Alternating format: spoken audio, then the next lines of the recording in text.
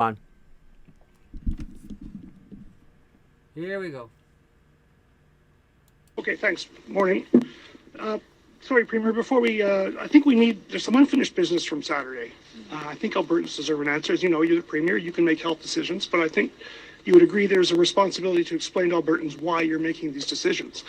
WEF, it's not clickbait, Premier, it's not entertainment, it's actually a health policy decision that you announced on Western Standard on Friday. AHS confirms there is a deal with WEF. It's very minor, it's an information sharing deal, but it does exist. And you're saying we are going to cancel that and anything to do with WEF, policy decision. So, sorry, I had to write this down because it was at,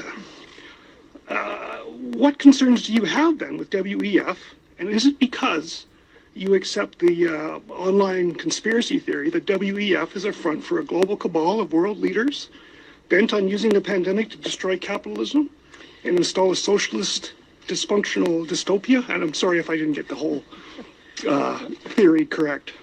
Look, I think that we should be taking our healthcare advice from Alberta healthcare expertise, and that is what we should be focused on doing. I'm going to continue working with frontline professionals to solve the problems that we have here.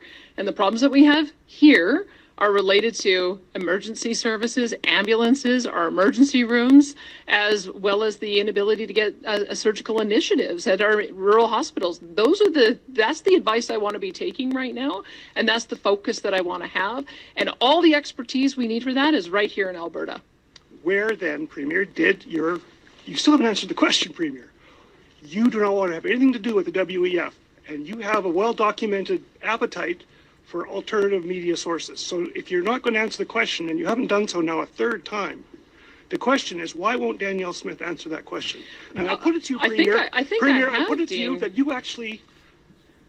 you believe this theory, and I think it matters that you explain whether or not you believe this WEF theory, because it looks like you're actually basing health policy based on it. I think it makes sense to make health decisions based on health experts. The group that you mentioned and the person at the helm of it, I don't think he's a medical doctor. I don't think he's a nurse, and I don't think he's a paramedic, and I don't think he's a health professional. As I've said, I am going to be taking advice from our frontline nurses, doctors, paramedics, and health professionals to fix the local problems that we have. The local problems are related to ambulance service, they're related to emergency room service, and they're related to not being able to get surgical initiatives and our surgical wait time list down. Those are very local issues. And so I'm interested in talking to local people to solve local problems. That's my priority.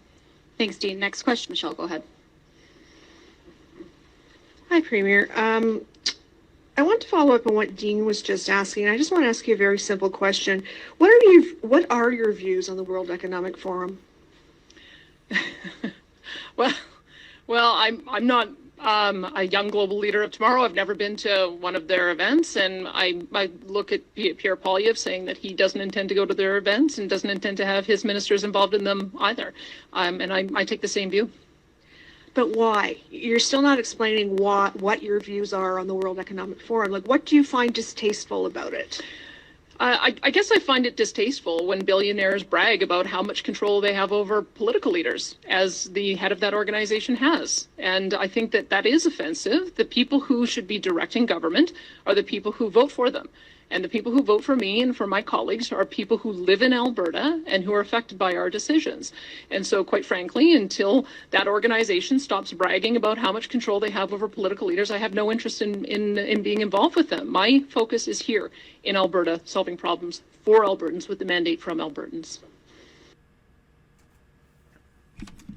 Well, I gotta say, I wish Doug Ford had the same testicular fortitude that this woman's got.